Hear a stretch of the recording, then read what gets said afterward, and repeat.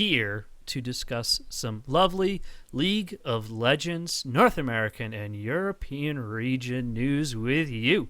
I am joined this week by Mr. Kris Ringler. Yay! I got introduced first. Mr. Hello. Blake. Hey guys. Hey. Hey, Blake. That was almost a joke, but was not one. And of course, we got Mr. Sean Diggity Duffy. Hello.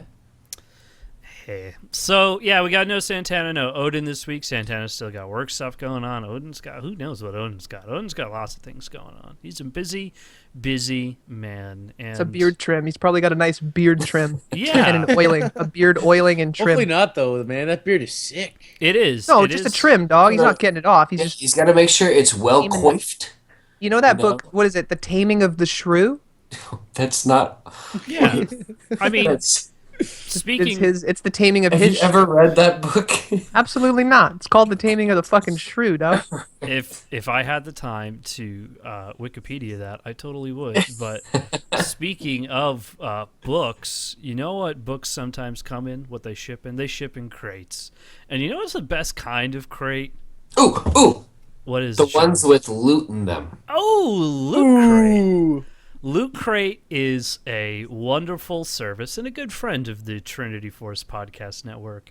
And if you've never heard of Loot Crate, it's this cool little subscription club where each month you pay like a nominal fee, and they send you out some really dope, nerdy shit.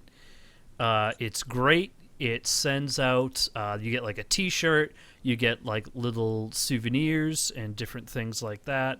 All sorts of mega fun things, and our good friends at Loot Crate have given us quite the deal to pass along to you.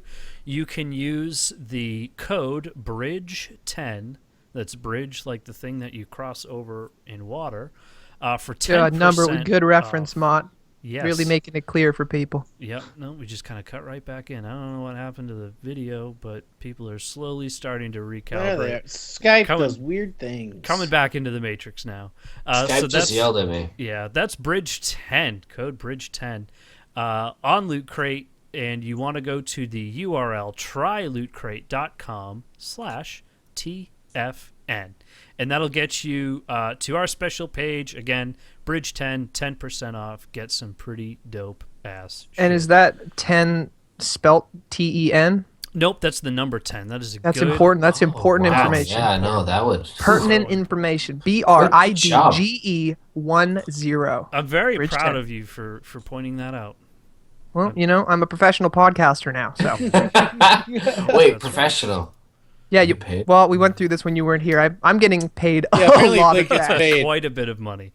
I'm getting paid quite lots of dough. Speaking of professionals, we're going to dance right over into some LCS news this week. Super exciting. So, Forgiven, apparently, we all know that Forgiven was benched in lieu of Xpeke. We found that out last week, and we saw these kind of play over throughout the games this week. Turns out we got some more information. Lack of motivation is what caused Forgiven's decline. He gave up, boys. He gave up. Like, normally it takes him an entire split and then getting into playoffs before he just says, I'm done. But now I guess it's happened super early. So Xpeke is going to be in for him in the meantime. They are looking for a permanent solution, but they haven't found one yet. And that's a team that needs it because they're currently at the bottom, the very, very bottom of Europe right now. Moving on through European news, and some of these things will tag a little bit heavier as we talk about the region. Russia finally recognizing eSports as a sport, so that'll hopefully clear up some of like the really shitty Gambit stuff that happened that tore those teams apart in terms of like visas and exchanges and stuff. That won't affect anything because it's still the EU's problem. Right. Unfortunately. But it's great that Russia's doing it, but if everyone did everything that Russia did first, Poland would be a shit show. And so would the rest let's not of bash on Russia. Yeah. This is the I'm just LCS saying. Russia bash rundown. I think it's a step in the right direction, right? It's you global little progress. getting paid by Duffy. Putin. Global progress. Our new sponsor. Yeah. Vladimir Putin. It's neither Vladimir Putin. Vladimir Putin. So also, just to kind of wrap up the European news, because there's a lot of NA, so there's a lot of news this week. Kikis fully stepping down from G2. Basically, it's kind of an interesting situation that happened here. So G2 wasn't, I don't think we even talked about it kind of going into the season, did have a sixth person on their sub roster, a top laner by the name of Expect. And basically the situation that got created is, as even Kikis himself said in his Facebook post, was that his motivation was kind of tied into his exclusivity into the position. He wanted to feel that he, kind of had special snowflake. Yeah, he had security in his spot, and that the team backed him. And having Expect in there, getting subbed out in the game against Rockcat, which they actually lost, even though it wasn't Expect's fault. We'll talk about that later. All of that basically led Kikis to sit down with the team and basically, in their words, create an ultimatum. In Kikis's words, basically lobby for more scrim time and a guaranteed starter spot. So Kikis out, now free agent status, I would assume. I think he's going to stay as a sub until the end of the split, but Expect in as a starter until further notice. I thought he worded his announcement very respectfully, though. It wasn't like he just he wasn't like, oh, these guys weren't giving me my spot. Man, he was very careful with his wording, and he said homie wants to get on another team.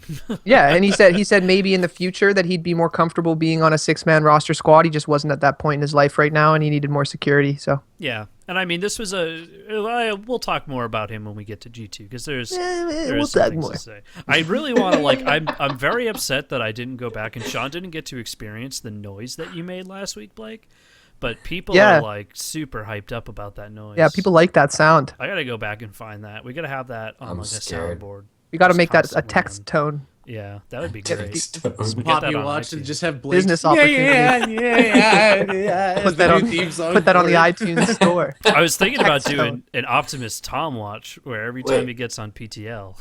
We should definitely have a soundboard, and 50% of it is just weird sounds Blake makes. And then the other 50% are his introductions, which are also weird. I think what we got to do is we got to confuse the fans a lot by going back and finding super relevant Rockcat discussion points that Optimus Tom had and just be like, yeah, so Rockcat this week, and then hit play and let it run out and see how long it takes for people to figure out, that's not from this season.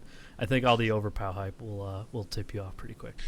But let's talk about NA. So some liquid fun facts. Dardoch is going to be the starter for the rest of the summer split. So funny about that. Welcome that's back. Hilarious. I'm possibly just gonna remove him from the team. And there's their first game. They're like, actually, no, Dardoch. We'll undo that suspension. Just get your ass back over here. We are actively shopping this. Moon sucks. Sorry. I love you, Dardoch. Come back to me, baby. Yeah. I saw on Reddit today, and I'm going to see if I can. I didn't take down the note in our doc, but I'm going to see if I can really quickly pick it up. It's going to take too long to find. One of the reasons that he got into the situation that he was, here it is. Arguments with Piglet and Loco on how the game is supposed to be played. Which is funny because this week too, if you saw on stage, Loco and Dardoch were clearly arguing very intensely. Yeah, that was kind of funny. They're like, we'll talk about Liquid when we get down to North America, but not the best week for them. And it sucks. It sucks that Dardoch is in the position that he is because he's not a bad player. He had an interview with Skara for the Score eSports where he mentioned he's like, I was being really immature. I'm still young, so the team doesn't really feel the same as it did last split. Not really sure why. Well, he was also another note that I took down here was that he also said he was interested in looking at other teams, which he wanted to be on TSM so badly. I bet. Yeah, he did. So badly. Not a bad team to go for, man. No, not right now. And if you're also looking for a job, Immortals is hiring a performance coach, which performance coach is a very broad definition. They're basically hiring a coach for Huni specifically. Yeah, it's Well, the talent show is coming up, guys. Oh. I'm gonna They read. need someone to help them develop their talents for the talent show. I'm gonna read some of the main responsibilities here. The world's talent show. Number 1, buying into the existing Immortals ethos and culture. So, hey, do you bring something to the table? Throw that out the door. You're gonna eat our shit now. Work with the team to Assimilate. Work with the team to construct and maintain a strict training structure. Facilitate communication and team dynamic issues as they arise. Create a culture whereby performance metrics are implemented to highlight areas of improvement and weakness. So, like, to me, these are all things that Immortals should have already. Well, doesn't seem that way. Apparently not. I think they had good structure when they came in. That was one of their big things. That's one of the big reasons I liked them, was they seemed to have a really good backline. But I guess now they're noticing that either someone's not working out or they're not getting exactly what they thought from the staff they currently have. Yeah, they may find themselves overworked at the very least. Yeah, I think a lot of those people, because they have like a chef, I think, but they might have like one of their analysts might end up being doubling as putting on too many hats as a coach. Yeah. So I wouldn't be surprised if this is a specified posting, but if they got whoever gets the spot would actually be doing a lot more than just, go, Huni, go, here's shoulder rubs, don't be quite so aggro, play better champs, don't play Lucian. So I guess if you think you're an awesome potential coach, you can go to esportscareers.org rather. This singular career and .org. And there's actually a ton of companies that are hiring sort of all across the board. You can get writing positions, content creation positions, just a ton of stuff. This is an unpaid advertisement, but esports careers where you can find that kind of stuff if that's what you're into. Last bit of North American news before we actually get into the rundown itself. So as many of you may have noticed, Apex's roster was slightly different as they moved from the promotional tournament into the LCS, mainly of which the player Eve no longer on that roster. I think we did cover it on the show, and we knew that he was getting kicked off because of some problems that Riot had with him and that the team had with him, and there was an official competitive ruling thrown out today, basically saying that at the very least, his account was flagged for scripting. In Korea, right? Yeah, in Korea. It was probably just an account he bought. It was probably a Smurf account sort of thing. Because they're all given accounts by Riot to play with. Those are like tournament server ones. They don't... No, it was Riot who scripted. You can get official Riot accounts. Yeah. Riot did it. Riot set them all up. Yeah. Being framed. They hate the champion Eve so much that they got the player banned as well. Yeah, they're like, get back on the desk, the analyst desk, Saint Vicious. You're not allowed to have a team. But yeah, it seems like, let's see, the ruling ended up being he is basically, punished for 10 competitive months. So he's going to be eligible for review, not even like, hey, you're back in, but review May 13th, 2017. So that's a pretty big slam. So not a lot going out for him, I don't think, in the near future. Here comes the slam, and welcome to the jam. Yeah. I really like that. So let's get into the rundown. Do you think that's something we can do? Yes. Where would we like to start? Well, we should start at the top. But I've been doing a lot of talking, and I don't know if I want to keep talking about G2. So we're going to time reversal, whoop, whoop, whoop, whoop, whoop, and we're going to start at the bottom with Origin. Hey, does anyone here have OG?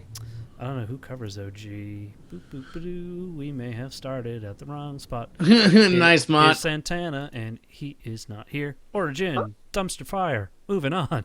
Yeah, no, they really are dumpster fire. I did watch a couple of their games. I just didn't watch them, super intently to be able to talk a lot about them. But they look like crap. Yeah, it's super tough right now. I mean, actually, I did watch one of their games. Now that I remember it, because Xpeke, you can very much that he's out of touch with that 80 carry. Well, okay, so he's not an 80 carry player. So can we talk about that flash forward? Yeah, that was bad. I did see that. That was bad. But they did take a game off of Vitality with him playing 80 carry. Let's not forget that. It's been super convincing this split either. I don't think they're playing that well. No, they're playing terribly, but the fact that they took a win from Vitality doesn't bode well. It really sucks for Vitality. Was it Vitality? I thought it was because they tied. Oh yeah, they have 2 ties and 2 losses. Oh, they took a win from Schalke too. Yeah, no, I mean that is typical. Holy element shit! Schalke. They tied this week with fucking Xpeke as 80 carry. Yeah, I mean that's better than week 1. 80 carry confirmed brain dead position. Yeah. But you also have necessary. You have Giants who are actually doing better than Origin next week, and you have Rockhat who isn't actually looking like the worst in the world this split so far. Rockhat looks not bad, to be honest. So that'll be an interesting week for Origin because Amazing's attitude from last split where the regular season doesn't matter and it's all about playoffs. At this point, they're still kind of good because if OG goes and has a 4-point week, so a win and a tie, that still rockets them up pretty high. They're currently at 2 points, followed by Vitality and UOL and Giants all tied at 3. So that's the thing. I would say that this would be like a wash split for them, and that they would just basically have to try and survive this split because the best case scenario is they find a new 80 carry, but then it's going to take a split for them to mesh with that 80 carry. So, right.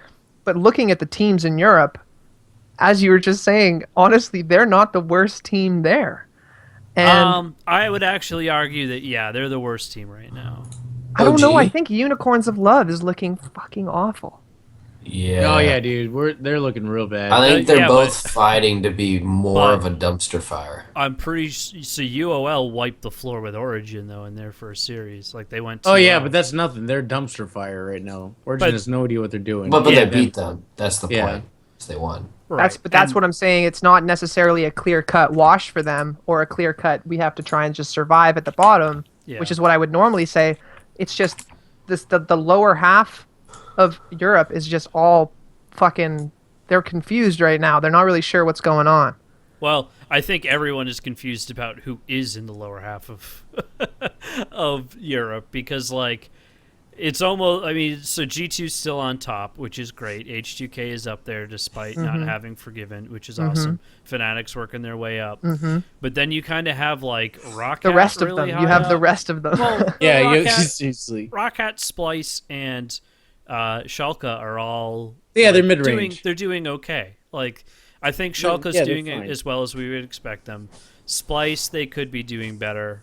Rockhat's doing better than we expected, but, UOL and Vitality and Origin are just 3 teams right now that are all either tied with or under Giants. Yeah, dude, if you would have told me last split that Unicorns of Love, Vitality, and Origin are all underneath Giants, they're all gonna fucking crash and burn. It doesn't make any Vitality, sense. Vitality, Origin, who's going to international events, Vitality, who looked dominant up all of last split, Unicorns of Love, who was all right.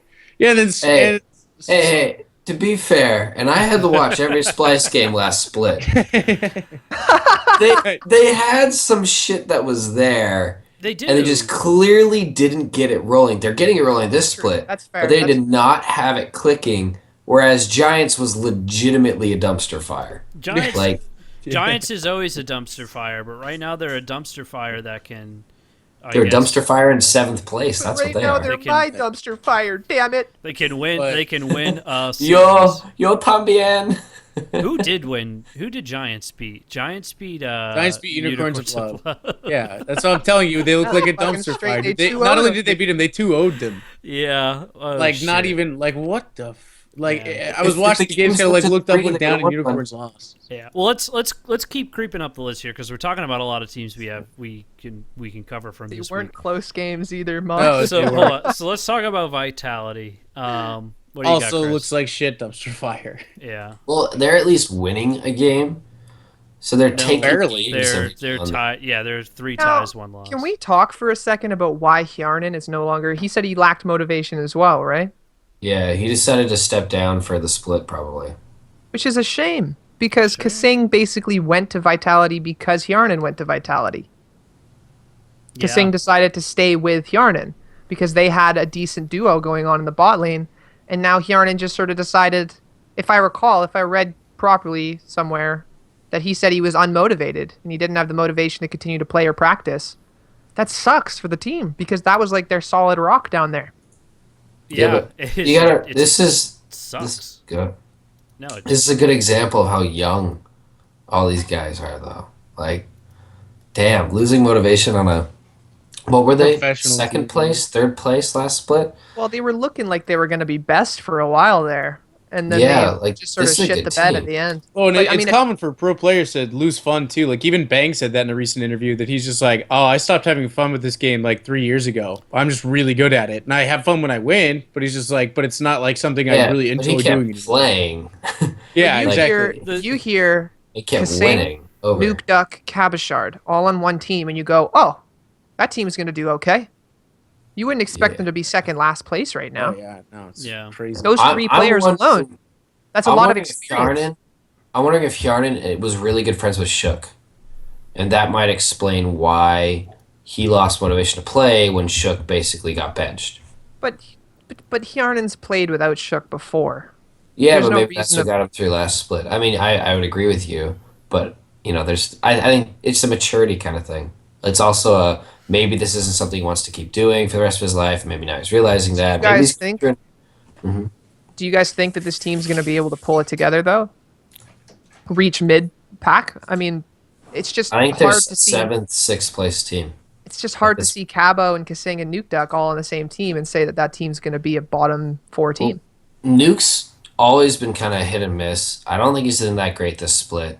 Their jungler's okay. Their AD carry's meh at best. Kasing, I think, got exposed. We're starting to see a lot of the different supports not be as good as they used to, and I think it's because champion pools have switched completely from last year in a lot of ways. You're also seeing a lot more mid-centric play this split as opposed to last split, so Cabo can't carry nearly as hard as he used to be able to. His pressure doesn't alleviate the map as great as he used to. Nuke but that's Duck's the never thing. been a good laner. And now you have, I'm pretty sure Mighty Bears speaks Korean. I don't think he speaks much English. But So now that's you've the- got, You would think that, I mean, right now a lot of teams are switching over to a carry top centric Yeah. play style. Like, and this should favor Cabashard. Why isn't this team looking and going, oh, so top lane actually can carry a game now. We can put all our resources into you, Cabo, who has proven to be an incredible top laner who deals with pressure really well. But Nuke what's- Duck, why don't you just play a safe pick The like your difference- Lissandra? The difference that from It's like jungle. last split and previous splits is that this is not like the lane swap meta anymore. Like you rarely even see that now. You get a lot of one-on-one matchups, and you get a lot of extended laning phases where we're not even seeing towers till much later.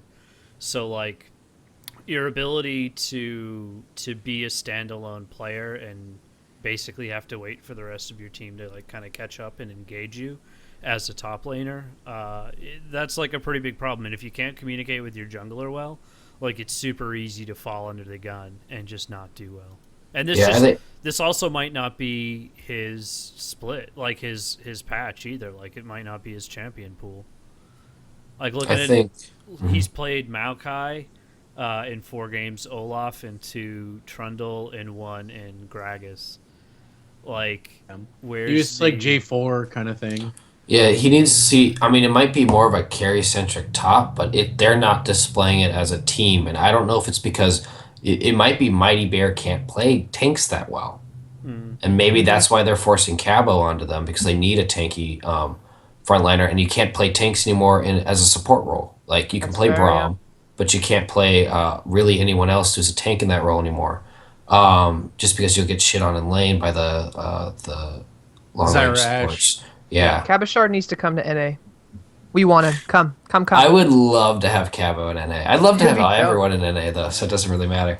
So yeah, I think it's a new team essentially. You're replacing one of your really good players in Yarnan. You're also replacing Shook, who could be hit or miss, but when he was on, he was on. And Mighty Bear's kind of like, meh. I don't know enough. I haven't watched enough of him. And I don't know enough about him. I'd give him another week. He's got a good kill participation right now. He's currently sitting at 70%, which it's pretty high actually compared to what the rest of Europe is looking at right now.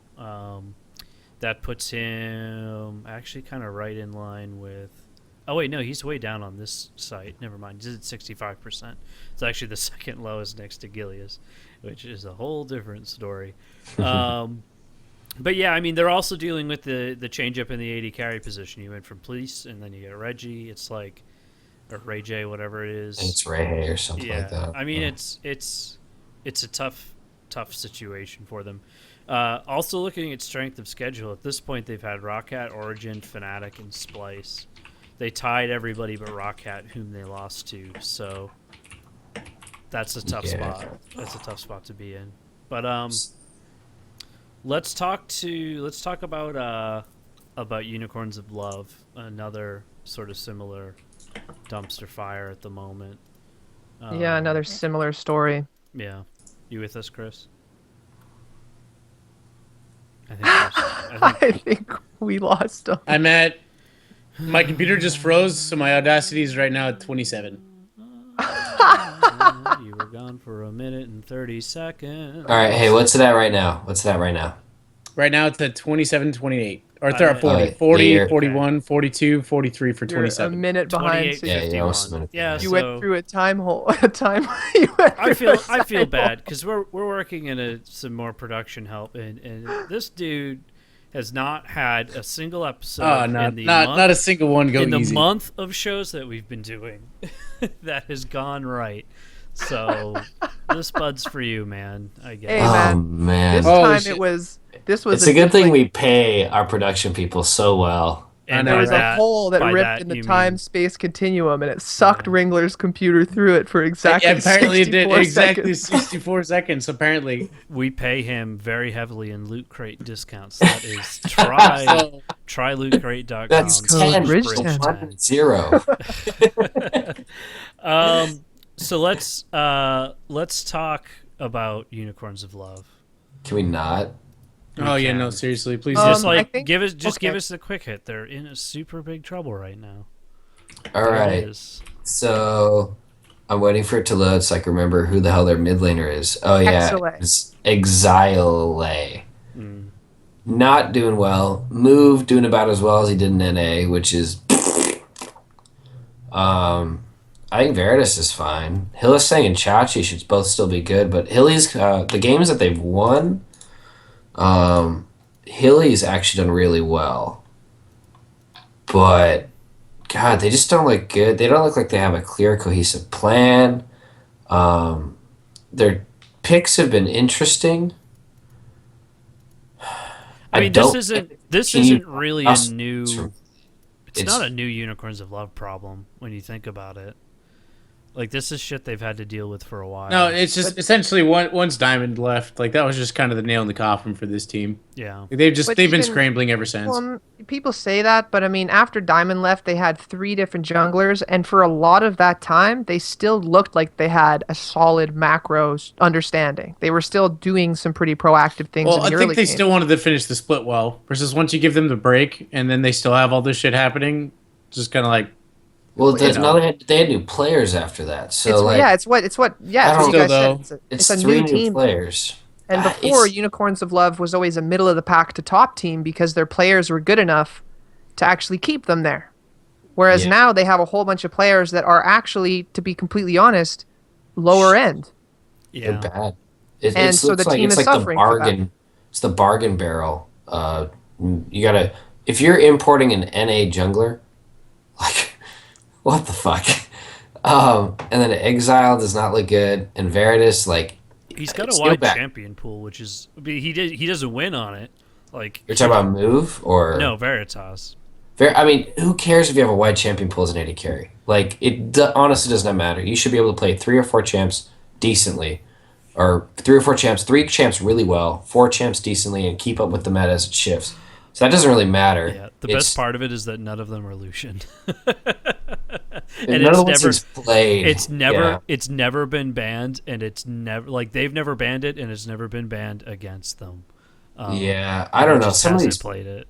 These picks are weird. I like the fact they brought out something like Ilaoi. I hate the fact they tried again to do, or not again, but I hate the fact they tried to bring back Nautilus. It's I want okay. Nautilus to work. Tarek, they tried that too. Yeah, maybe they're just trying to. Tarek will be good eventually once they really figure him out, because it's just not worth it. They're like, there's champions that do just about the same that he does, but like something like Braum, where they played so much Braum, it's like they could probably do it in their sleep. Yeah, but Hilly's like a really good Braum. I'll give you that. Yeah, and then but it's right now it's all about like the Jaina Ash, or I'm sorry, like Ash, kind of Karma, Zyra. You know, it's all pairing with basically like Sneaky. So it's like all passive aggressive. Yeah, it's their more picks utility. are god awful. Yeah, these picks are terrible. Why the fuck do they keep picking Yasuo? Like, what? I don't know, dude. I watched the Yasuo plays, Sean. You know, I was like, my boy, it's getting played. I was all excited because I love playing Yasuo, and I'm definitely that Yasuo that has that really one good game and then sucks forever. Yeah. And I was just like, I was actually watching it, and I was like, oh, finally, a good Yasuo game. I can show to Sean that he can be good and competitive. No. Honestly, he got I think shit on. At this point, UOL should keep doing weird picks. That used to be their identity in the past. I think maybe. But they lost all the people who like embodied that, though. Yeah, seriously. Chachi's still like, I don't know what the fuck's happening, because Chachi's a really good top laner, and he could definitely pull out. I mean, he played Poppy back before she got reworked, and he made it work. He can do stuff like that. I don't think Hilly can do that. I don't know anything about the rest of the team, but when you're this far down, you might as well try. Yeah, what do you have to lose, dude? I mean, Origin, like your spot to Origin, that's the real tricky part. But maybe it's too early to like try that, but I don't think they have a clear grasp of what they're supposed to be doing. Yeah. They should. They've now had 2 weeks straight of being able to watch, the top teams and actually play well, and they haven't adapted, at least last week. So we'll see what happens this upcoming week. I think who do they have this week? They have upcoming games Vitality and G2. So Vitality will be at least hopefully close. It's 2 teams that don't really have a grasp of the meta or what they want to create at a macro level. And they have G2, which they're probably just going to get shit stomped by. Yeah. By the way, I do have to interject for a brief moment, Blake. There is a public Twitch outcry for 1, no C9 hat, and 2, no video. I have video. Is there no video? You're not a video. You're a picture right now. I can hold on a moment. Oh, I can't see it. I have been able to see him for a while. Let's get a 2 for the people ask. They shall receive. Well, it's only me. Oh, there it is. Boom. The hat and everything else. All right. Like, I've been able to see you for the last little while, but my computer has gone through a time lapse, so apparently I can just see things. If I couldn't see myself, you would know. Right. Let's talk about a team who can't quite figure out themselves. There must always be balance in the Force. So 2 bad teams. Got it. So Giants. 1 bad team. Giants. Oh, speaking of bad team, yet somehow surviving? Oh, yeah, God. I mean, they're okay. But down here at the bottom 4... Yeah, they're still really bad. They're still really bad. They're not good. They're really, really bad. It's just funny to see Unicorns of Love, Vitality, and Origin actually being worse than them. They were the standard of the low team in Europe. That is still a pretty low team. Hold on, I'm gonna spit some heresy here. Giants played Fnatic, G2, and H2K in all of the games they lost. Those were their 3 losses. So they've got they 2-0'd Unicorns of Love, which is huge for the organization. They've got Splice next week, and they've got Origin next week. Like, they have an opportunity to actually kind of like stay where they are, which is unbelievable. That's Giants Gaming, ladies and gentlemen. Like, It's It really doesn't make any sense. This team is god awful. it's really hard. In my opinion, right now, Europe is a total shitstorm. I think Europe looks horrible. Even the top 3 teams don't look that great. Like they look okay. What's really sad though is that, well, I guess it's a good thing and it's a bad thing. This wouldn't be as evident to me if it wasn't for the best of 2. Because when you can get these teams that like, well, you didn't lose, but you did tie. Yeah, I hate the tie. The tie's super annoying. It's really hard to keep up with kind of the stats too. The tie is good for for the competitive nature within the region, and it's good when we get to the top. We start talking H2K and G2. Like that's where the shit's gonna start to get compelling. But like, it does kind of get like a team like Giants. Like they won a game. They've lost way more games than they have. Like, hold on, let's actually look at this really quick. See, look, Giants have only won 2 games total. Right, Unicorns of Love only won 2 games total. Vitality has won 3 games total. Right, and Orihan has also won 2 games total. So this is where things are going to get fucky when we get to like tiebreakers and shit. Right. So technically, Origin and Giants have won the same amount of games, and Vitality's won more games. Right, because of how they won, it's totally different. So, yeah, and UOL is right down there with them. So Origin, UOL, and Giants are the true bottom, but because of how Vitality won their games, it's not as ranked high. But let's talk about the golden child of the bottom of the tier here. Schalke, our new boys, our elemental, our base element team in Europe. Fox has been a revelation. Fox has been huge for this team, and like this is honestly the first week where they've really tripped up, and unfortunately they did lose a game to Origin, which like that's you can't do that, guys. I mean, they're still showing that they do have like some kinks and stuff to work out, but when they look good, they look really, really good.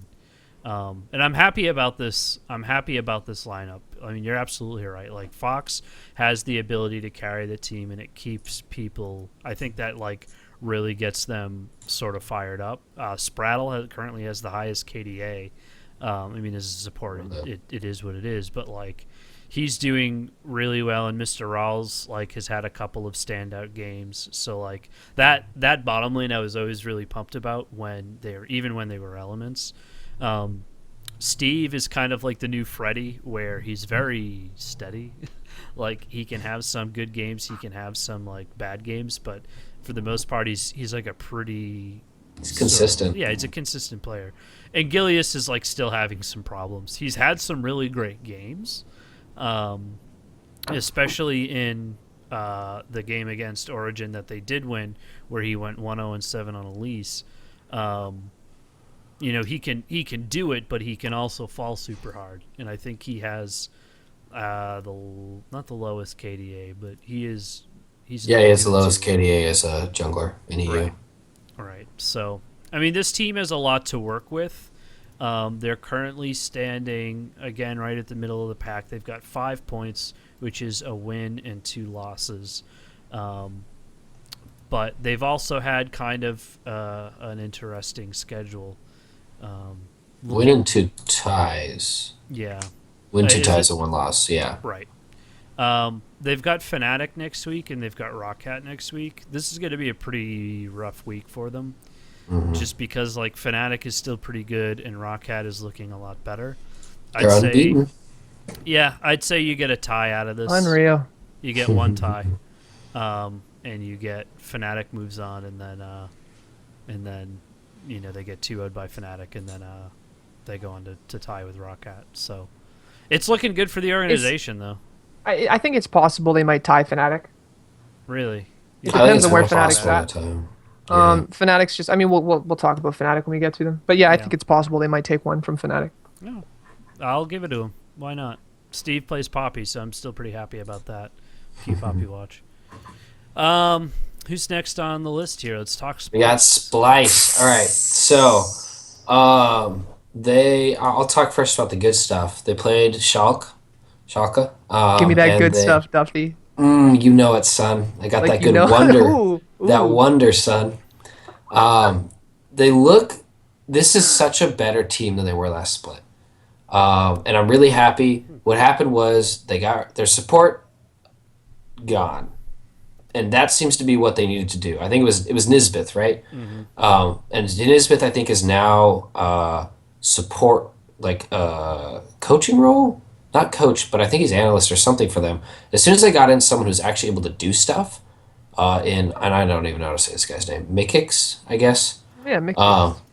He looks so much better. He synergizes really well with Kabe. Senkux gets a little bit unleashed, and Wonder has actually been pretty damn good up until they ran into the number one team in the EU, which was G2. But against FC, they looked good. Honestly, I was really impressed. They had a good sense of the macro game.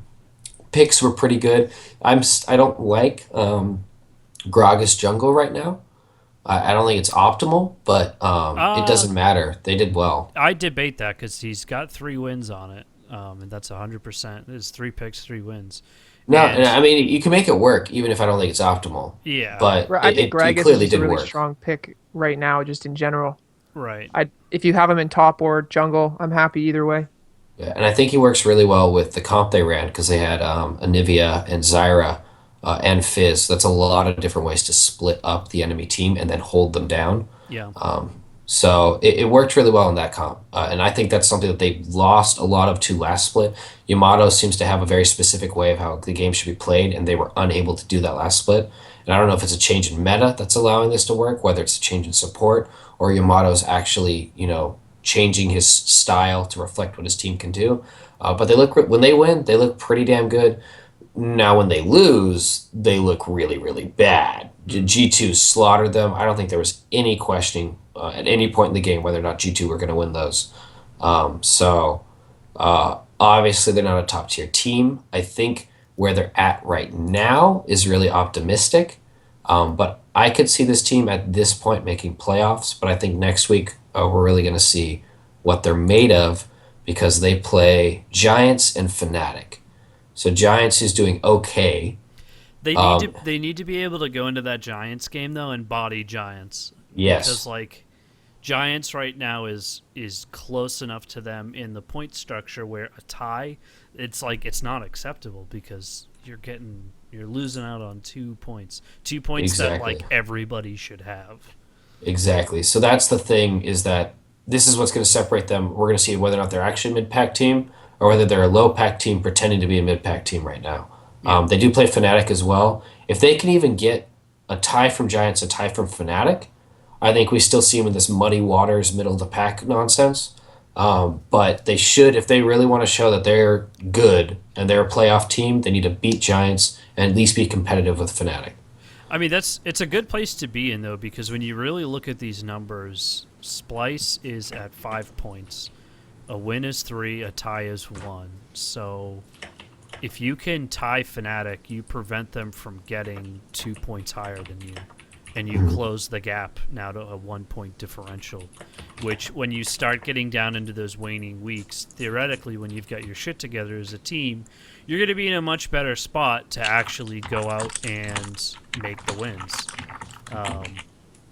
No, I agree. And everything's, because of the structure, everything's a setup too for later in the split. I mean, this is a very European soccer-esque idea where any individual game could actually be the decider.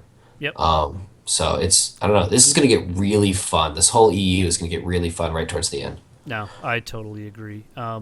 Let's kind of hop, skip, and jump through some of these next teams because we are starting to get towards the top, but there's not a whole lot dynamic going on except for some stuff with G2 and H2K.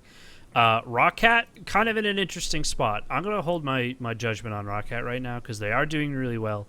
They tied G2. They delivered their only loss, and it was actually a pretty well-fought one. I'm going to talk more about that in G2. But if I could say they tied the one H2K. thing, yeah, go ahead. the one thing I really want to say about Rocket is Steelback is showing that he wasn't a one-hit wonder. Yep, he definitely is not. He's Playing a solid phenomenally. pickup. Yeah, And he's Called really that. they come haven't to Steelback was dope.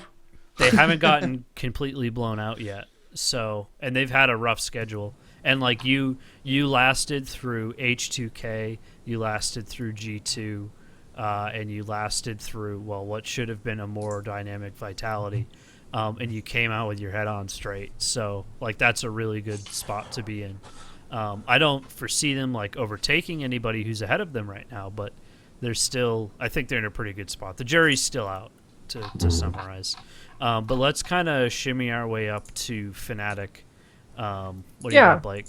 Well, Fnatic's it was a weird week for them. They still had the similar issues that they had last week, where they can't really gauge their aggressiveness in the first game of a series, and then they'll kind of come into their own in the second game of the series. But what was odd about this weekend is their pick and ban. It was not very good, and they really are going to have to work on that, because for whatever reason, all 4 games they picked Kha'Zix jungle and Nami support. That was so fucking weird. They were stuck on that for some reason, and that does by having was Yellow Star saw Biofrost's Nami ults and went, I gotta do it. But you know what? I can forgive the Nami. Nami's not bad. Nami's fine. It's just comboing with Kha'Zix. Yeah. Because Kha'Zix inherently brings something to a team. It's this. Kha'Zix can't really help his lanes early on because he's not a very good lane ganker. He's supposed to just kind of farm up, get big, so that during a team fight, his team gets everybody low, and then he just jumps in and resets and kills everybody. He can't really offer too much to his team in the early game. But at the same time, it's kind of a little bit of a paradox, because in a Kha'Zix comp, for those other 4 members of your team to be able to team fight in such a way that allows them to get the enemy team low enough for the Kha'Zix to do what he's meant to do, you have to snowball early. And without your jungler being able to help you, it's tougher to snowball early. So because they were stuck on this Kha'Zix Nami pick, and they had Kha'Zix every single game, they were cornering themselves into this one strategy. And that's a lot of confidence to put in yourself, especially when you're playing as shakily as you are. They won their series against Unicorns of Love 2-0, and they did pick the Kha'Zix Nami. The Kha'Zix actually worked quite well in both games. They actually did, but I mean, it was Unicorns of Love. Unicorns of Love, we've already talked about them. XLA's lack of experience really showed in this series. He was just getting absolutely stomped. And Spirit was able to run around on this Kha'Zix and kind of just do what he wanted. But then when they came up against H2K, they just got bodied because... And I want to talk about that too, because not only did they get bodied, but the picks were the problem. What is the one champion Jankos is known for? What is the one champion Jankos plays better than anyone else in EU? It's Lee Sin. You do not pick a fucking Kha'Zix into Lee Sin. And you know he's going to come out if they see a Kha'Zix. A little bit less known, but on that same vein of picks, what's Freeze's fucking favorite champ on the fucking goddamn planet? Draven. He picks Draven in the first game. Draven game. Picks Draven in the first game. Yeah, Fnatic is stuck on this Nami Kha'Zix shit. The Draven just goes off and just thrashes them. Second game, all right, fucking, you've had your fun now. Don't pick the Kha'Zix because you did not have the ability to snowball in that last game, and ban the Draven because Freeze has just proven that he can completely carry a game on his Draven. Oh god, you he's have a always Kha'Zix, been able to do that. His Draven's you have a Kha'Zix. amazing. You have an inherent lack of team fight damage. They have a Draven. They have an excess of team fight damage. It stomped you. Next game, fix both those issues. You'll have a better shot. They do neither. They let Freeze take his Draven again, and they pick the Kha'Zix Nami again, and they get stomped again. They managed to bring it back a little bit in the mid-game. They fought a little bit, but the same story came true. They weren't able to snowball early, and they lost, and they paid for it. Positive for Fnatic is Yellowstar's looking a lot more comfortable on this roster. You can tell that he's brought that confidence back for them. It's just, what the fuck? Fnatic having an issue with pick and ban? That's just an odd thing to see from this organization. I wonder if it's just a hard time to adapting to the best of two. If it's a hard time adapting, maybe you should adapt at all. And it's Fnatic. They've had so many series to fucking adapt. We've seen teams who can kind of come into it and say all right, we're gonna try our one trick slot and let's do this one crazy thing this one game and see if it works, and if it doesn't, we'll play it standard the next and at least walk away with a tie. But they let H2K do that trick slot to them twice, and Yeah. It's not like they're banned. So they banned out in game 1. They banned out Rise, Trundle, and Vlad. So like, okay, you didn't want any of those people. You didn't want Odo to get lit. Like Gamsu still went 0-4 and won that game. So you roll up into game 2 and you ban Trundle, Victor, and Braum. Like, not Yeah, even exactly. like Braum wasn't even in the last game. Like, why? I don't Yeah, know. it Like, was very it's questionable, and it's something they are certainly going to have to maybe look at. maybe it's a blue side thing right now, but like because H2K It's- banned it as well, but I don't know. I don't know. It just seems like Spirit was like, "Oh, Kha'Zix is kind of fun. You guys Yeah. mind?" And they were I just think like, it's "Yeah, come on, bud." I think it's one of those things where it's like, all right, guys, comfort picks. Like, let's get in there and do what we do as a really good esports team, and it didn't work out for them. Anyway, that's pretty much Yeah. it for Fnatic. I mean, they're still looking like they can be a cohesive unit, Right. but last week they had an issue with their aggressiveness or lack thereof, and this week they seem to have an issue with pick and bans. So Yeah. they're having some stability issues. Yep. So H2K is kind of the last team before we hit G2 at the very top. H2K is looking pretty okay. Like obviously they're in the number 2 spot. That's a really great spot for them to be. Free seems to be doing a lot better. Their first 2 ties were against Rockhat and Schalke. So, I mean, those are 2 teams I don't think you really want to put those numbers against, but I mean, you got Giants that they were able to go 2-0. They should do that. Fnatic's a pretty big win. But, they got 0-2'd by, or they went tied. Did they tie H2 or Origin? No, sorry, Origin. No. I'm just saying team names at this point. They have yet to play G2, so that's kind of the big thing for them, and that game is next week. So there's a couple of different ways that this can pan out just for the early positioning, and maybe it's looking into it a little bit too much, but right now, if they can manage to 2-0 G2, which I think would be super difficult, and they continue to go 2-0 against their other matchup, they're going to be able to leapfrog G2 in points and take the number 1 spot. But that's legitimately the only way that they can do that, because there's such a discrepancy between winning it right out comparing to just having the 1. So I don't know. I think they're in a pretty good spot. They are a lot better off, I think, without Forgiven, because they know that Freeze is going to be at least a little bit more reliable. But they've got Unicorn, or not Unicorns rather. They've got Vitality and they've got G2 next week. So should be at least a win and a tie. Like that I think is their best case scenario for next week. Any other thoughts before we go into G2? I think the H2K G2 matchup is actually going to be quite close. Yeah, it's definitely going to be hype because G2 is looking really good. The one thing that G2 has working against them is the fact that they aren't going to have Kikis. Now, the one and only loss that G2 has taken this whole split. It was without Kikis. Yeah, it was without Kikis, but that was definitely not Kikis or Expect's fault. He was crazy on Irelia. I think he went 7. It was something like 7-6 and some assists. But the thing with that one matchup against Rockhat was that it went very long. I think it was like a 40-minute plus game. It was really balanced in the sense that there weren't any overly beneficial dragons that went in any particular directions. You didn't see a lot of Infernal Drakes roll out. It really all came down to team fights, and it was actually Perks who really fucked up a lot of team fights with just overly aggressive plays that did not need to exist. Early on, this existed in the matchup, and it went kind of in their favor because he did a really good job of balancing out Betsy's mana pool to his ability. So, like, Perks would be in the middle of the lane aggressing on Betsy at less than a quarter health. But that's because Betsy didn't have any mana. But just towards the end of the game, there was just way too many overly aggressive plays. Expected actually really well. Like he overestimated the matchup against Parang with Trundle. Trundle was able to kind of walk over him in a couple of cases in the mid game, just because his ultimate just shits on Aurelia super hard.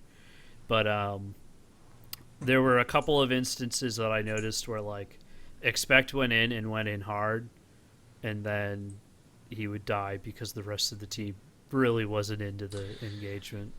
They didn't expect it. Nope. The most notable of which was actually the first team fight. Four of Roccat was pushing down bottom. Double teleport in. Expect is like right in the middle of three of them, and Airwalks just decides to like walk towards Dragon, and everybody like Sven, Mithy, Trick, they all leave Expect just in the fucking middle of nowhere. And he even manages to kill one. He took down Betsy, and Airwalks died later on, but like clearly it was a pretty bad miscall. But yeah, I mean, this is like kind of the match to watch this week. Is going to be H2K G2. Yeah, H2K G2, because that's like it. Not only is it the top of the standings battling off, it's also two really good teams who have a lot to fight for. I think it's going to really put one of them as the definitive better team, because I think I really trust that Freeze is going to fit well with H2K, given time. Yep. And I think 3 weeks in is going to be dope. Enough time.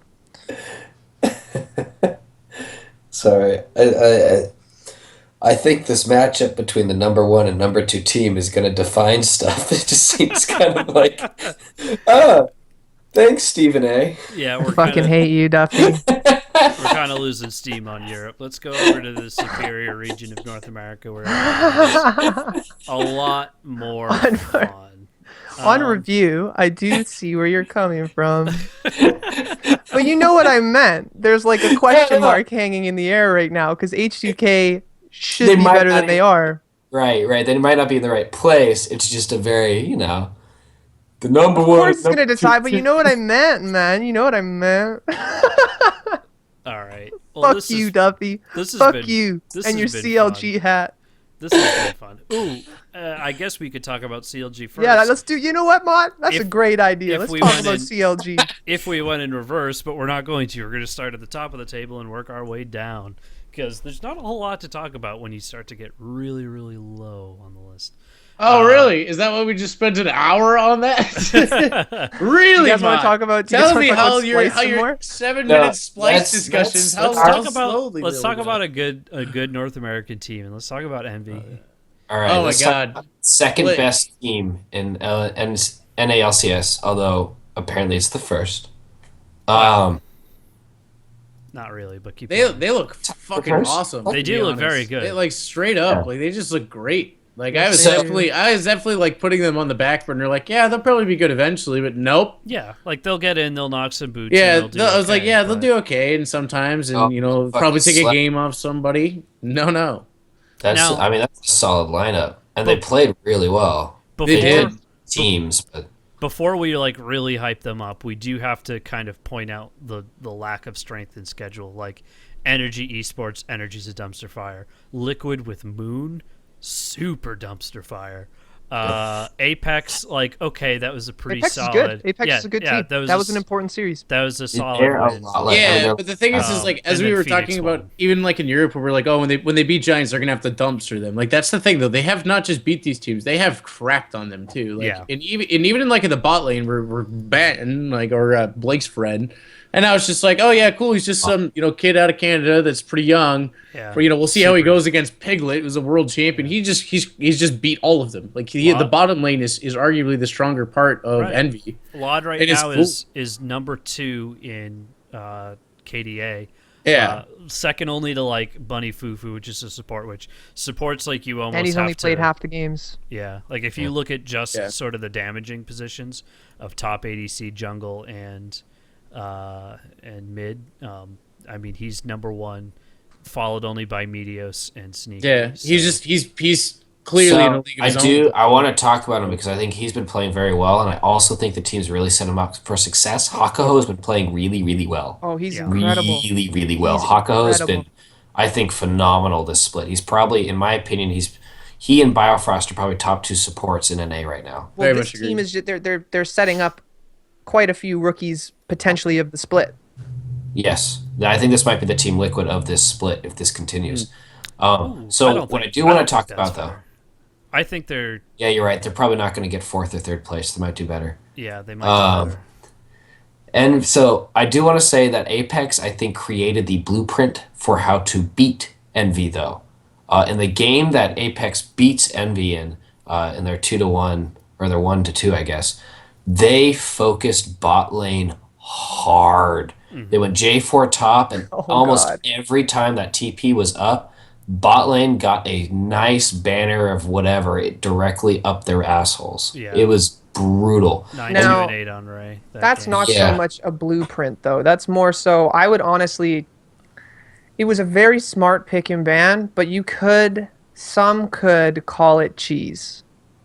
Why I was it called mean, cheese? Did it work? no, that's like It worked very well. It was a If it one-shot works, it's a Jarvan. strategy. If it loses, it's cheese. But if this was a best of one, if this was last split and they picked that Jarvan comp and they just completely shit on Envy like they did in that second game because that Jarvan was able to one-shot the Sivir every time from 2 screens away, they would win, and some people might call that cheese. Because there's no way, there's an obvious way to counter that, which they showed in the next game.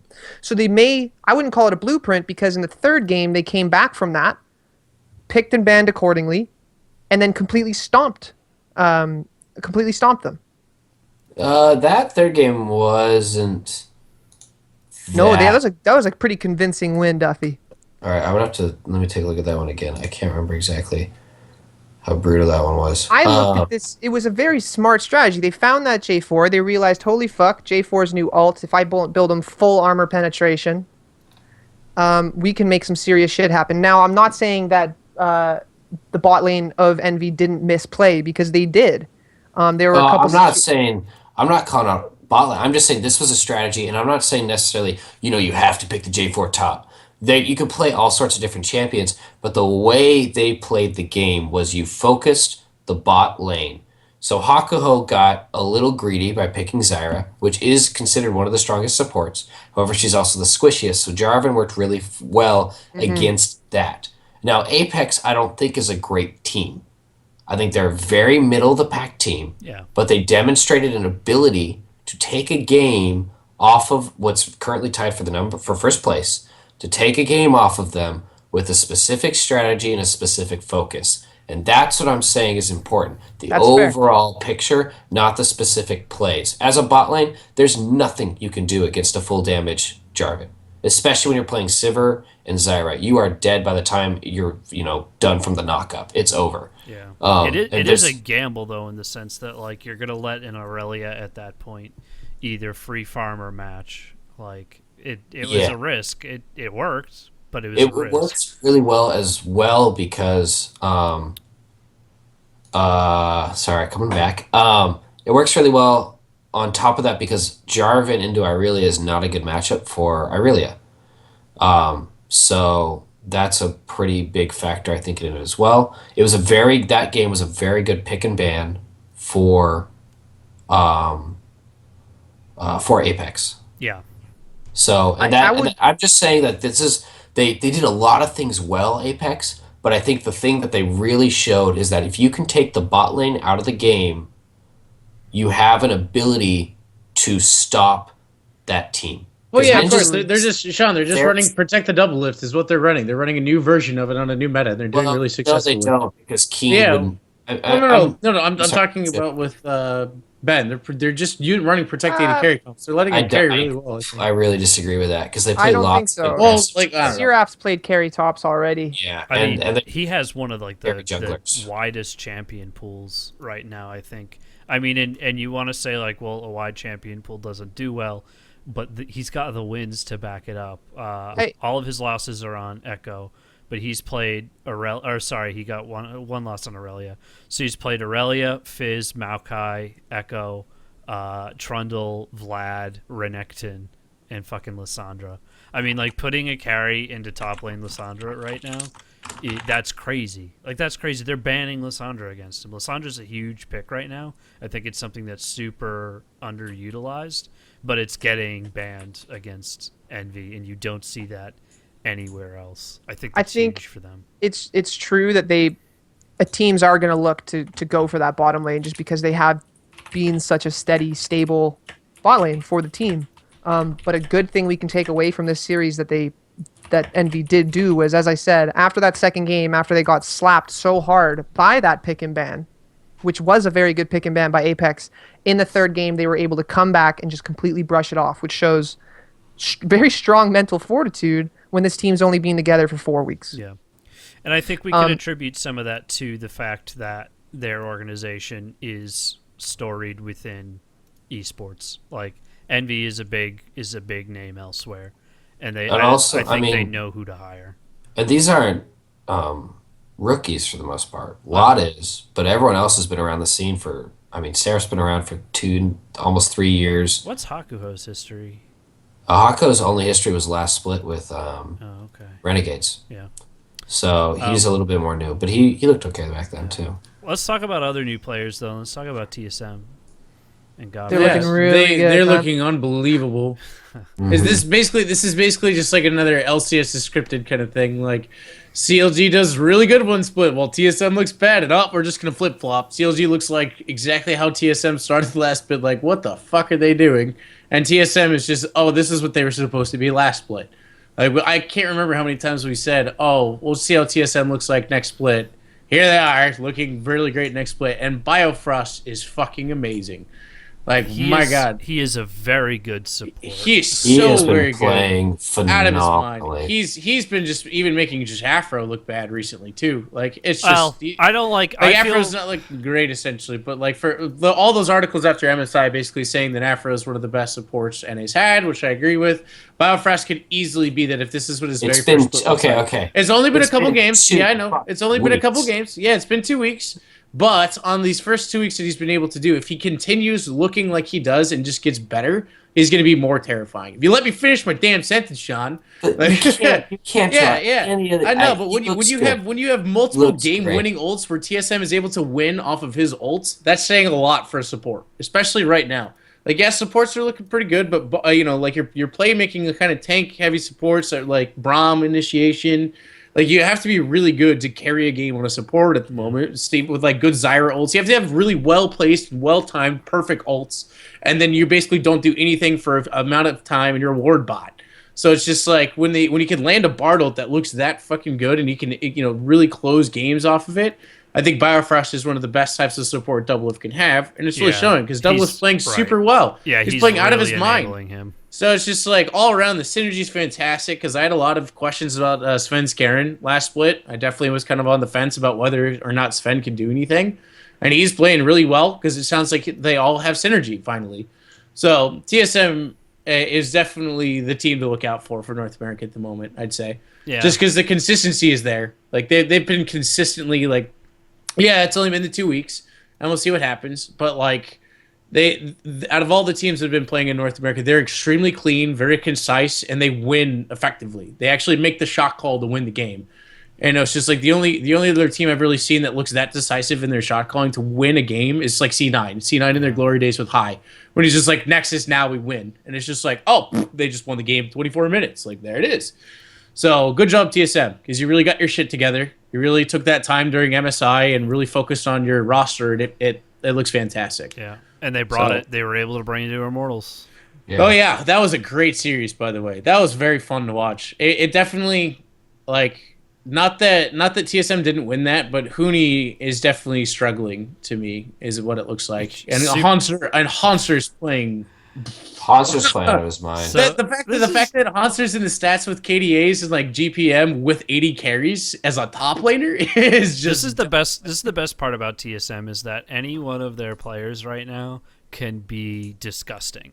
Like can really carry a game, and even Sven. And they've all done it so far too. That's what's so cool. Like all of them have done it so far. Yeah, Sven. Bioflux games, Doublelift, Sven, Bjergsen, and Hanser have all gone off in at least one game. Right. Yeah, I mean, I feel super great about TSM. I still get super worried every time we go into a game. Like, oh man, Apex is pretty good. Like, this might be a team, and like, oof, Immortals, this is going to be a super rough matchup. And then you get in there, yeah, you're good, Duffy. And then it's just, It's nuts. It's great. What a fun series to watch, though. What a great Immortal series. Yeah, Like, go good. back That and- was go a back fun and- game to watch. If you have any game to watch of any of these Yeah. series, Go this back week, and I'd say pick that was that a one fun up. one to watch. But sure. I would say that Immortals got pretty clearly outclassed in terms Definitely. of They definitely did. overall ability to play the game right now. Dragon's really playing into some of these matchups It's as so well. funny. Yeah, Their I last- think last split was- Immortals they have the same problem as they did towards the end of last split. Is they're still not adapting well no, to they're new not. picks. Like I said, I'm looking right now. The only champ who he played all 3 games was Irelia, which is fine. I think she's really strong right now. But then you had Reignover on Graves, who's fallen off. What is this champion? Rek'Sai. And Olaf. And like Olaf's okay. No. The Rek'Sai pick's fine. Olaf's okay, but not optimal. I mean, like, you want Immortals to be the team who goes in with the crazy ass picks, and like they can play an Olaf and do super well, and they can do it against some teams. But it's one of those picks where it's kind of like it's a safety pick because it's never going to get banned against you. Like they're not. I don't think anybody's banned Olaf against Immortals as of yet.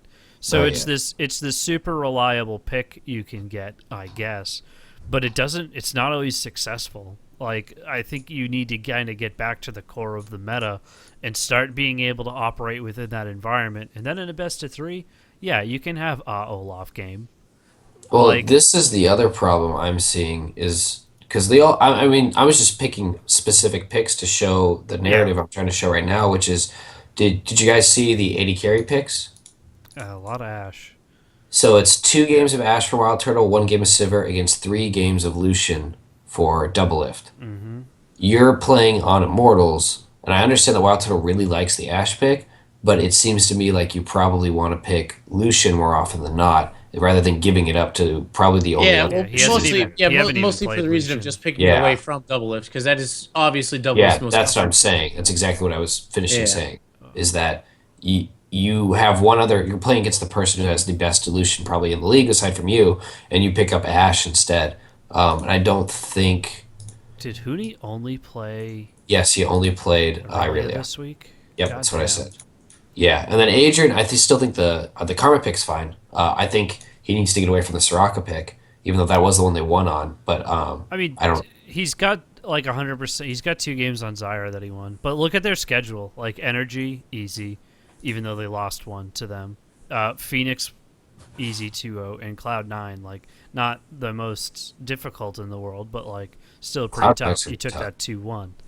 And then you lose to TSM. Like that's kind of you've got to be able to be up on that, and you didn't get there. I'd like to say again though that C9 series was close. It wasn't.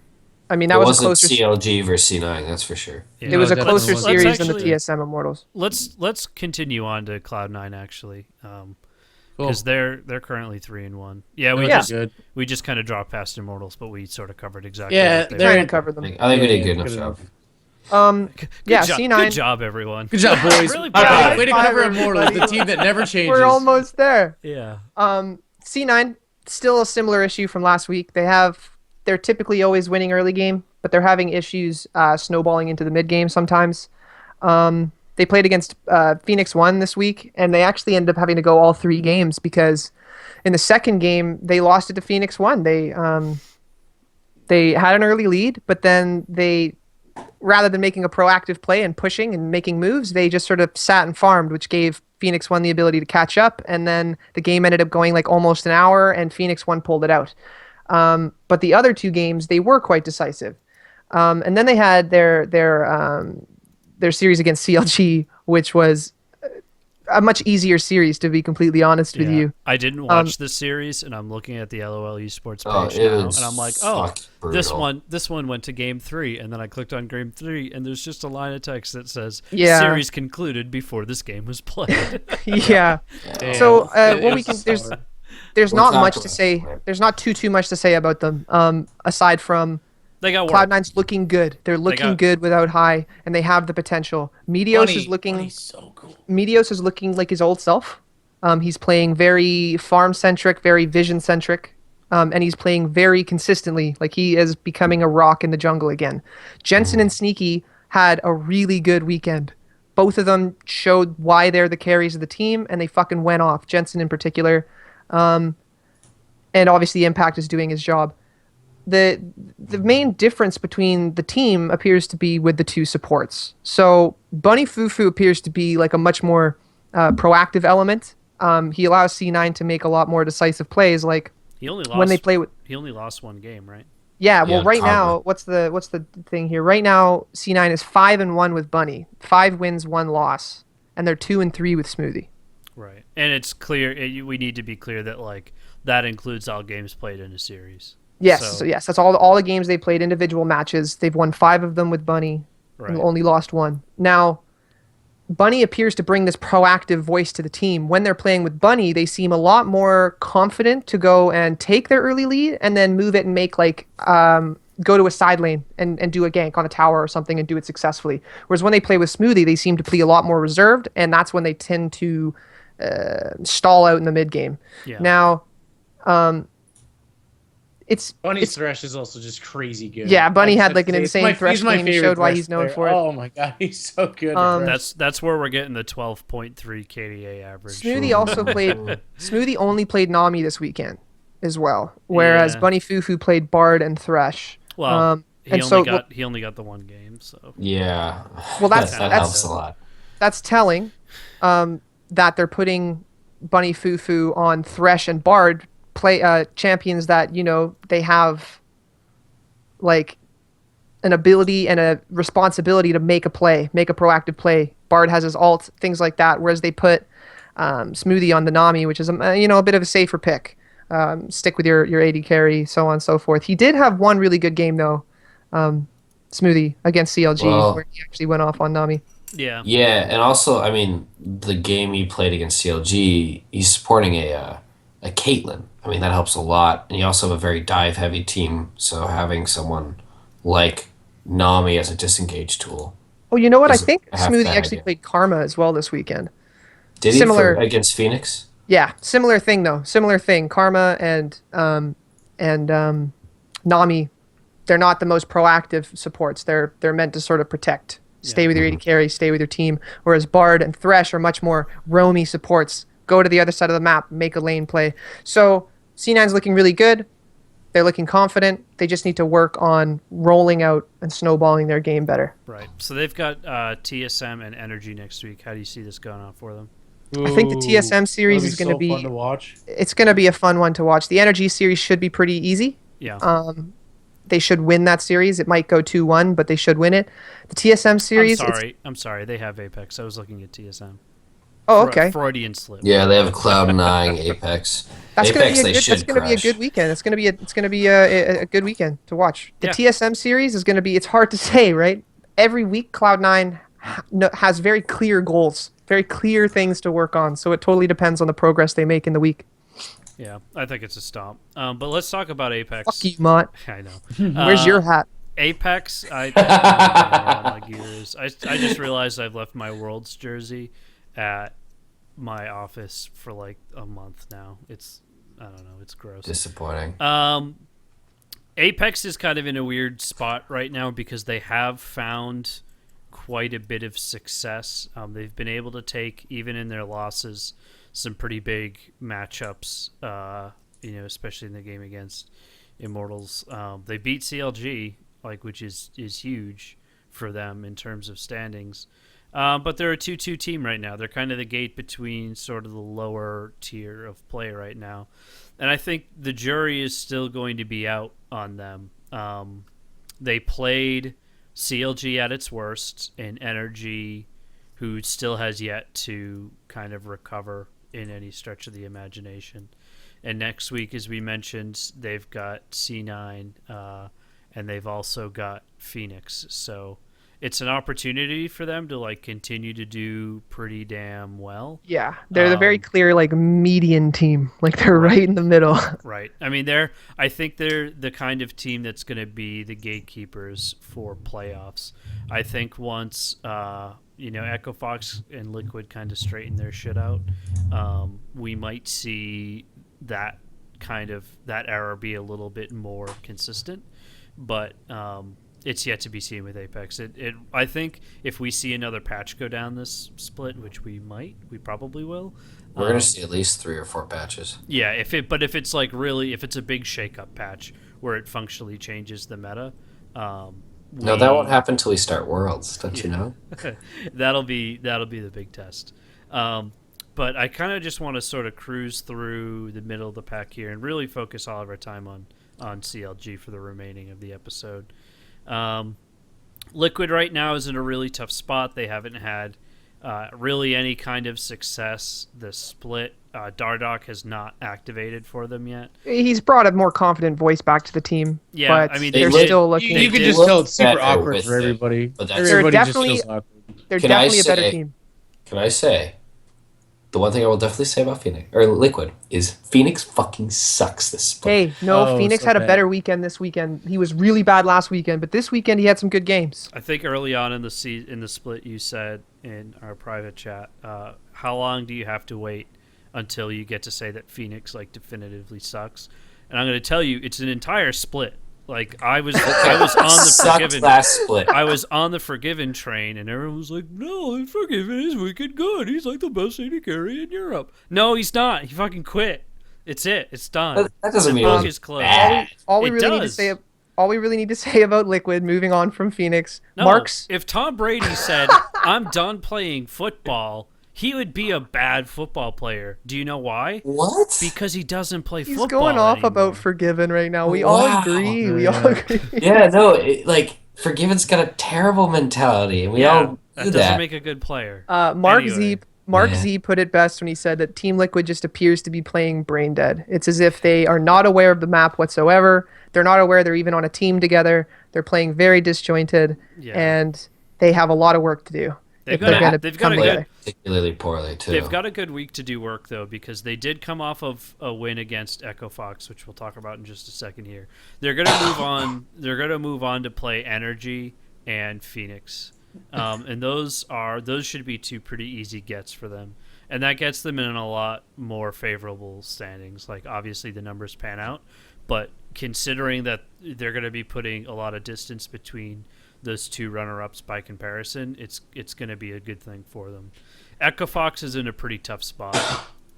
I'm surprised by them, man. Yeah, it's that like I feel like it shouldn't be that way at all, because like Froggen's not a super bad player, and they did pretty well last split. The real big problem that I have right now is like their schedule. They're 1-3, and they have not played TSM, Envy, or Immortals yet. That's super rough, and they're going to be playing CLG next week, who should be able to beat them, and Immortals, who, I mean, Immortals, like that's just a really shitty week. Like that's a we're getting crushed and we're staying down kind of week. They're not going to get crushed by CLG. I mean, people say that all the time about all different teams, and crazy shit happens. TSM looked shitty coming to playoffs last year, yeah, and they played really, really well, or last split. CLG almost always, like last split, and even the split before, were weird when CLG was winning to start it all out. So Yeah, that was super weird. Let dude. me get these other 2 teams out of the way so we can. we could talk about them those later. guys. Energy has their only win on Echo Fox, which is really important for the standings. That might be a get out of jail free card when it comes to getting into or out of relegations, as it were, because they're going to need to be able to leapfrog over somebody, and Phoenix One definitely isn't the team that's going to be able to do it. Phoenix One would be a great European team because they'd just be ties right now. There'd be all ties all over the place because they can always manage to do something, just not enough to take it serious. Go ahead with CLG. That's all we got to say about those teams. All right, so CLG, I broke down some of the stuff. CLG versus, so And overall, by CLG. broke down, do you mean you like started to cry and like? Yeah, no, I actually legitimately broke down. So. For good reason, Duffy. Yeah, no, we look like a dumpster fire. We look terrible. Our macro game, I can't even tell you if it's good or bad because we never get to that point. We're dead in the water before anything happens. I think we're noticing now more than ever. This is the same problem we've had, I think, and people have been pointing it out since the very beginning. He is a weak mid laner. and he exposes the entire team to a shit ton of problems. When allowed to, Xmithy still plays really, really well. I think Xmithy and Afro are the two who've been playing consistently decent. However, Xmithy gets let down when he tries to help out Darshan, who's been playing very, very poorly, or when he tries to help out Huhi. Both of them are really fucking up big, which exposes the bot lane because Xmithy has to participate in everything top and mid lane in order to make sure they don't get shit on, which means that bot lane is kind of left on their own, which is normally okay, except when Xmithy has to babysit 2 lanes, he can't go into the enemy jungle and find out where the jungler is. So bot lane is now completely exposed because they have no idea where the third person in the bot lane is going to be at any given point. That's the great irony though of CLG right now is that like in the past, Xmithy was kind of that sort of wild card that would either make or break a game, and you had so many really embarrassing plays out of him, and then he showed himself a little bit more at Worlds, and now he's kind of the thing that's working the best about CLG right now. Yeah, Xmithy's probably their best player. Like he's doing really well. I disagree. I've always rated Xmithy highly. I think his weird mistakes have been blown out of proportion because they were the make or break points, but he was not the reason they got to a make or break situation. That's true. He was the reason they were actually able to make an attempt like this. And I think he's been consistently doing that as well. His Kindred is disgusting.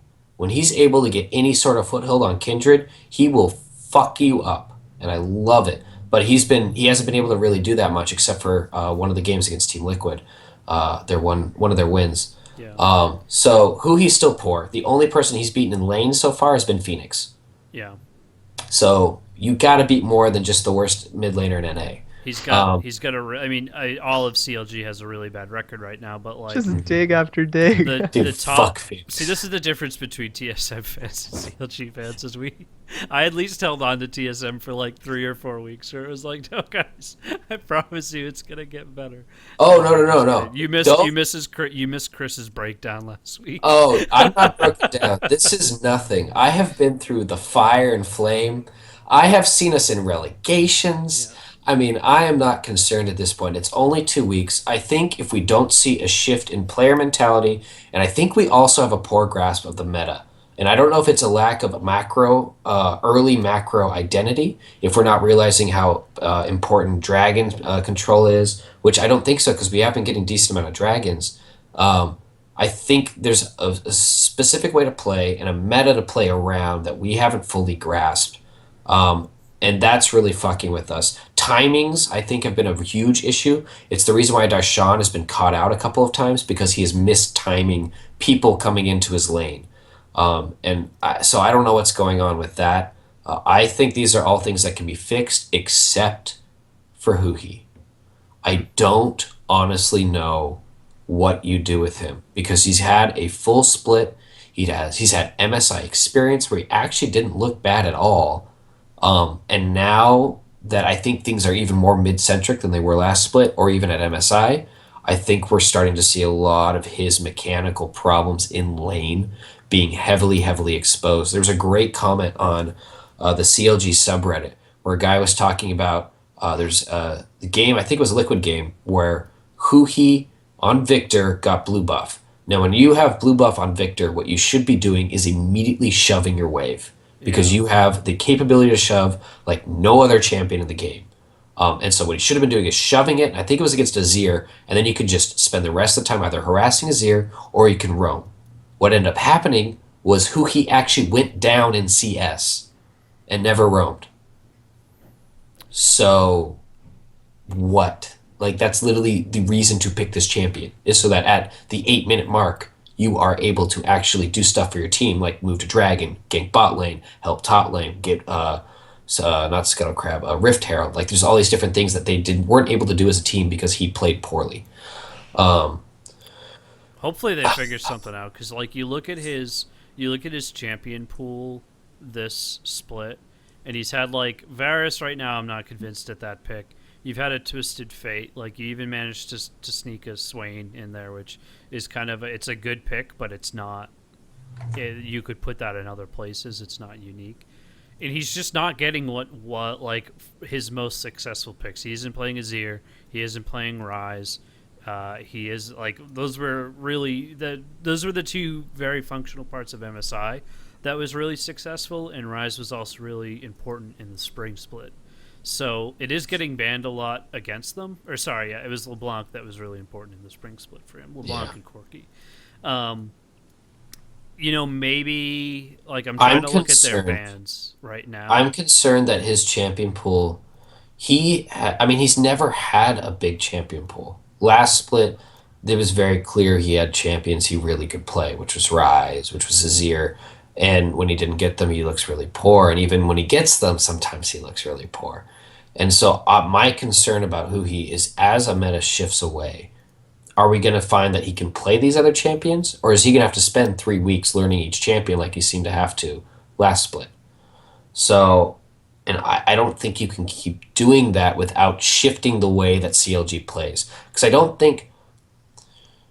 I think the problem is they're stuck with a specific way they play that worked last split, and it worked at MSI. But I don't think that specific style works anymore for this split given their current makeup. So they need to either change the way they play the game, or they need to have the players adapt better, and that players would be Huhi and Darshan. Yeah. And I think Darshan's just on a really bad slump, and it might be because they're confused. And that's why he's been making, really weird misplays. His timings have been very strange. But I think that's it from him. He's not necessarily making horrible mechanical misplays or doing anything particularly stupid. He's mistiming stuff. I think that shows a lack of familiarity with what's happening right now. I think that this is the last week we can really say that, though. Oh, no, absolutely. And I said I said this before during this podcast, which is this next week, when you get into your third week, this is when you need to have this shit started to get ironed out. Because other teams are figuring it out. Yeah. Right, and you can see other teams actually playing well. You can see Cloud9 starting to play really well. You can see even Apex is doing okay. Teams that have had significant roster changes are doing well. CLG, who hasn't had a single roster change, if they can't figure out this meta or figure out what they need to change in their team dynamic to adapt to this meta by next week, then we can pretty confidently say that this isn't very good. This is tough. No. This is tough for them because they've got Echo Fox first, which shouldn't be too bad. But then they run into Envy, and then the next week follow that up with Immortals. So, those are two really hard teams to beat right now. Yeah, I think we can say. Yeah, you got to figure it out in the face of that. Just pick Azir. You only banned Azir once, and it was only picked once against you in a Cloud9 game. Play Azir. It'll be fine. Yeah, I think there's a lot of picks they can and should look at. I honestly think they should take another look at Aurelion Sol. I think there's definitely a place for him right now, and I think they might be able to pull it out. That's interesting. Well, I think it really fits. Aurelion Sol is perfect for a quote-unquote who he can't mid lane sort of play because it doesn't matter. You get shoved out of you shoot. You just use up all your mana. You shove as hard as you can. You try and do some harass, and then you back, and you end up back in lane because you have your E, and you end up in lane in like 15 seconds. Right. So you keep up, and I think that might be a way for them to actually really facilitate the rest of the map because then they can keep Huhi in the mid lane, and then that also allows them to do a 4-man or 2-man gank bot lane or top lane with him and X-Smithy, and I think that can really facilitate a lot of the issues.